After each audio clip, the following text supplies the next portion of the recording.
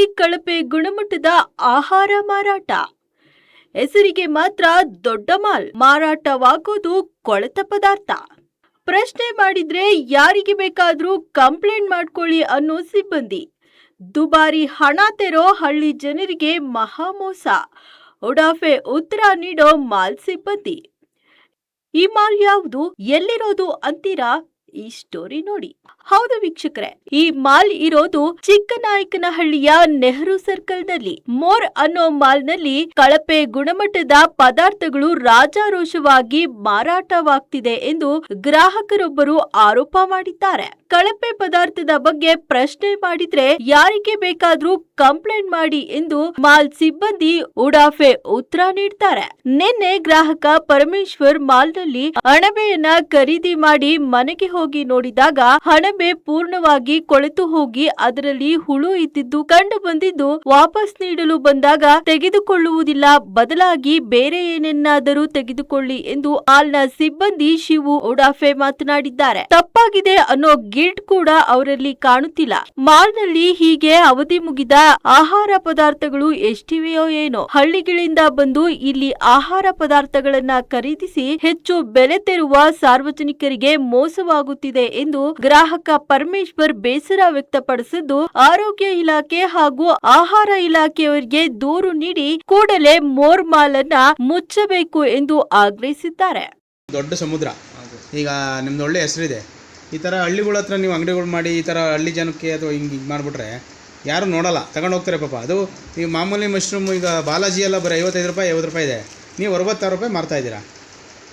ನಾವು ಮಶ್ರೂಮ್ ತಿಂತೀವಿಲ್ಲ ಅಂತಲ್ಲ, ಬಟ್ ಅದು ರೇಟು ಜಾಸ್ತಿ ತಗೊಂಡು ಕೊಳ್ತಿರೋದು ಕೊಟ್ಟರೆ ಯಾರು ತಿಂತಾರೆ ಹೇಳಿ? ತಪ್ಪಲ್ವಾ ಇವರೇ? ಅದಕ್ಕೆ ರಿಕ್ವೆಸ್ಟ್ ಮಾಡ್ತೀವಿ. ನಿಮ್ಮ ಹೆಸರು ಹೇಳಿ?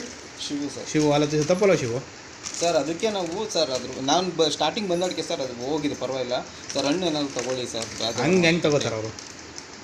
ದುಡ್ಡು ಅಷ್ಟೊಂದಾರು ದುಡ್ಡು ಕೊಟ್ಬಿಟ್ಟು ಹೆಂಗೆ 2 ಪ್ಯಾಕ್ ತಗೊಂಡವ್ರೆ, ನೀವು ಹಣ್ಣು ತಗೊಳ್ಳಿದ್ರೆ ಹೆಂಗೆ ತಗೊಂತಾರೆ ಅವರು? ಹಣ್ಣು ಏನಾದರೂ ತಗೊಳ್ಳಿ ಸರ್ ಅಂತಲೂ ಹೇಳಿದ್ವಿ ಸರ್. ಇಲ್ಲ, ಆ್ಯಕ್ಚುಲಿ ನಿಮ್ಮ ತಪ್ಪಿದೆ, ದಯಮಾಡಿ ಕ್ಷಮಿಸಿ ಸರ್. ಈಗ ನೀವು ದಯವಿಟ್ಟು ನೀವು ಇದಕ್ಕೆ ನೀವು ಬೆಳಗ್ಗೆ ಅವರು TSU ಬರ್ತಾರೆ, ಅದೇನು ಕ್ರಮ ತಗೊಂತಾರೋ ಅದಕ್ಕೆ ನೀವು ಭದ್ರಾಗಿರ್ಬೇಕು.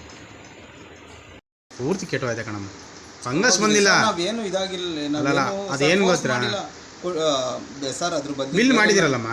ಬಿಲ್ ಮಾಡಿದ್ರೆ ಸಡನ್ ಬಿಲ್ ಮಾಡಿದ್ದಾರೆ. ಅಲ್ಲ ಅದು ಕೆಟ್ಟು ಪೂರ್ತಿ ವಾಸನೆ ಬತ್ತಾಯ್ತು, ಅದು ಹುಳಾಗಿದೆ. ಹ್ಞೂ ಸರ್, ನಾವು ಅದಕ್ಕೆ ಬೇರೆ ಫ್ರೂಟ್ಸ್ ಏನೋ ಹಂಗೆ ತಾಳಕ್ಕಾಗಲ್ಲ. ಹೆಂಗೆ ಅಂತಾರೆ ಗ್ರಾಹಕರು? ಅದಿನ್ನೂ ಡೇಟ್ ಇದೆ ಸರ್. ಡೇಟ್ ಇದ್ರೆ ಮತ್ತೆ ಯಾಕೆ ಇದ್ರೊಳಗೆ ಕೆಟ್ಟೋಯ್ತು? ಅದಕ್ಕೆ ನೀವು ಡೈಲಿ ಚೆಕ್ ಮಾಡಬೇಕಲ್ಲ? ಡೈಲಿ ಚೆಕ್ ಮಾಡ್ತೀವಿ ಸರ್. ಅದು ನಾಳೆ ಇನ್ನೂ ಎಕ್ಸ್ಪೈರಿ ಇರೋದು ಸರ್. ಇಲ್ಲ, ಎಕ್ಸ್ಪೈರಿ ಡೇಟು ಆಗೋಗಿದೆ ಅದರಲ್ಲಿ.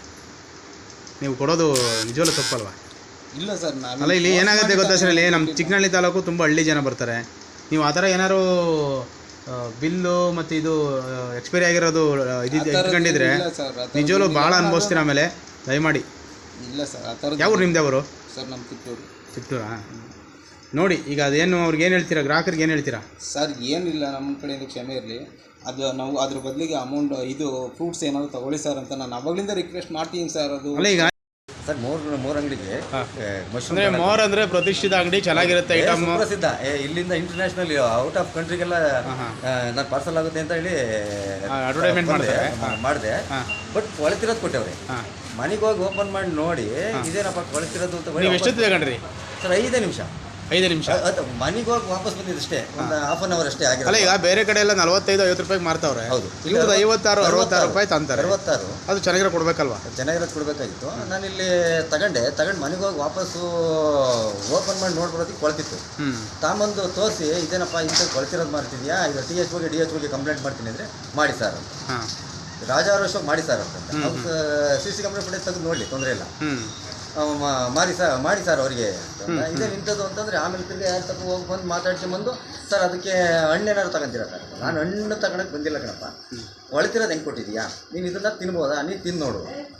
ಅದು ಗುಡಾಫೆ ಉತ್ತರ. ಅವನೇನು ತಲೆನೇ ಕೆಡಿಸಿದ್ದಿಲ್ಲ.